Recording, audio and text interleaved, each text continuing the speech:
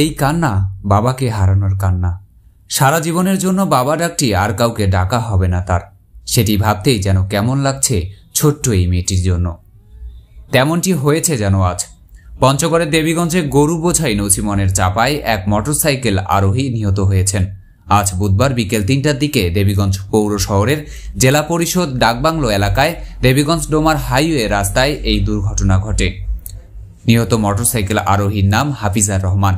তিনি নীলফামারী জেলার কিশোরগঞ্জ উপজেলার পশ্চিম দলিগ্রাম ছয়ঘরিয়া খামার গারাগ্রাম এলাকার রমজান আলীর ছেলে। পরিবার সূত্রে জানা যায়, নিহত হাফিজার রহমান পঞ্চগড়ে এসিআই কোম্পানির প্লাস্টিক সেক্টরে চাকরি করেন এবং পরিবার নিয়ে তিনি সেখানেই থাকেন।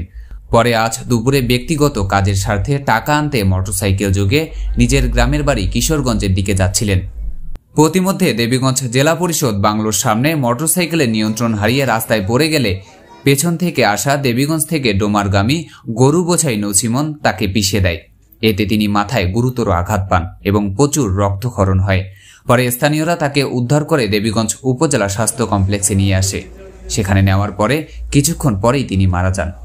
পরে তার পরিবারকে খবর দেওয়া হলে পরিবারের লোকজন ছুটে আসে উপজেলা স্বাস্থ্য কমপ্লেক্সে। ভারী হয়ে ওঠে উপজেলা স্বাস্থ্য কমপ্লেক্সের বাতাস।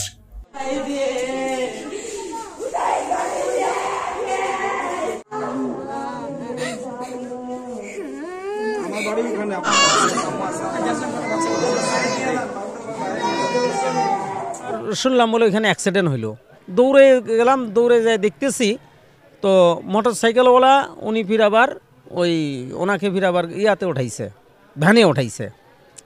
তো শুনলাম ওইখানে তো বলতেছে বলে না, এটা মোটর সাইকেল হার্ট ব্রেক করছে আর পিছনে নছিমন গাড়ি ছিল, উনি লাগাই দিয়ে দিচ্ছে। এই ঘটনার সাথে জড়িত গরুসহ নছিমনকে জব্দ করা হয়েছে এবং আটক করা হয়েছে নছিমনের চালককে। বাড়িতে যাচ্ছি টাকা নিতে, দাদির বাসায় যাচ্ছিল, নীলফামারী ছয়ঘরিয়া। আমার মাকে বলে বের হয়েছিল।